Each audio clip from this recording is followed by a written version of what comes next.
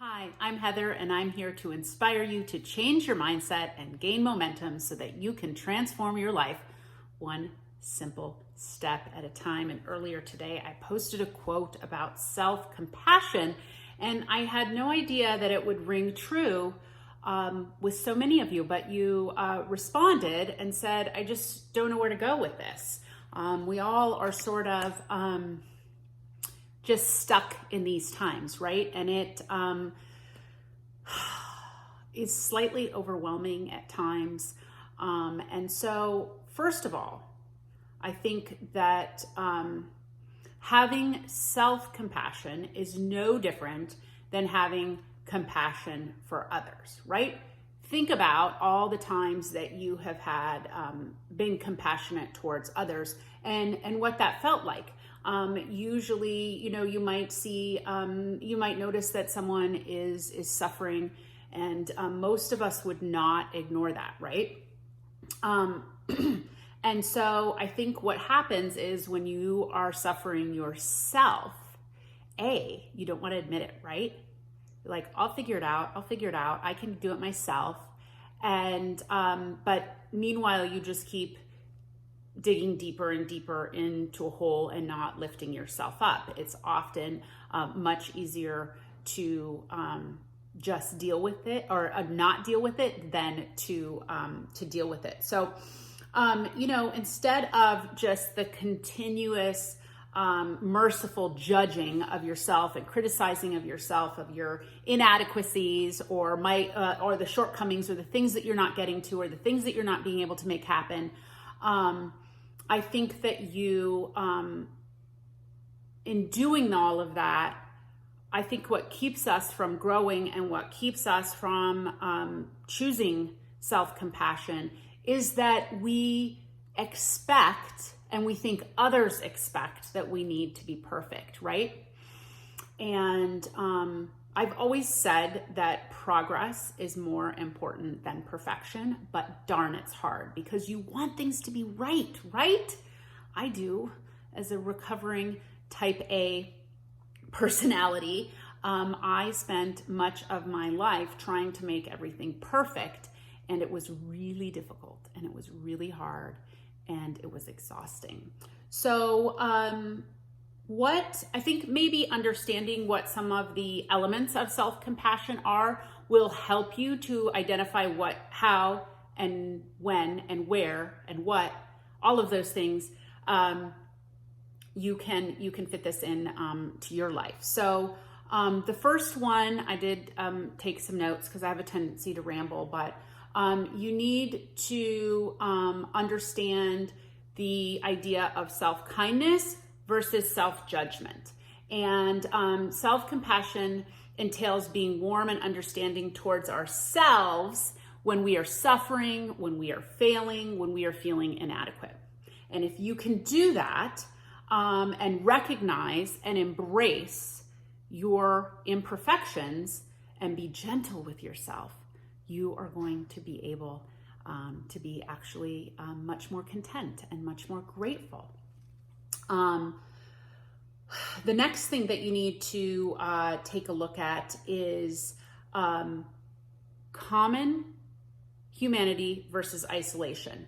And I think that what we tend to do is say, I am the only person suffering. No one else is having the hardships that I'm having. I'm in this all alone. And you're isolating yourself. But in fact, y'all, oh my God, don't fall into this. Don't fall into seeing everything on social media and everything on the outside and assuming that everyone has got it together. Because I guarantee you, behind the four walls of their home and their space, they don't have it all together. So self-compassion involves recognizing that your own personal inadequacy, your own suffering is really part of a larger shared human experience. It's not just you, it's everyone, whether you want to believe it or not. I can't believe how many people suffer with this part. They see others and then they just immediately assume that everything's perfect over there.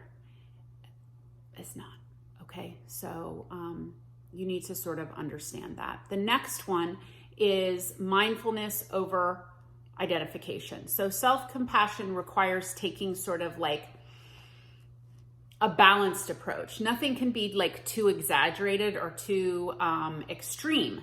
So you need to sort of recalibrate and relate to others and relate to yourself. Mindfulness, true mindfulness and true compassion are non-judgmental, right? So you can't ignore the pain or the suffering or the frustration or the failure, whatever you're going through, and feel compassionate towards it at the same time, right? You have to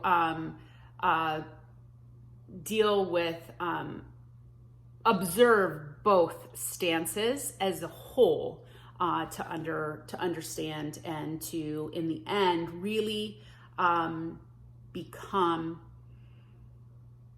self-compassionate.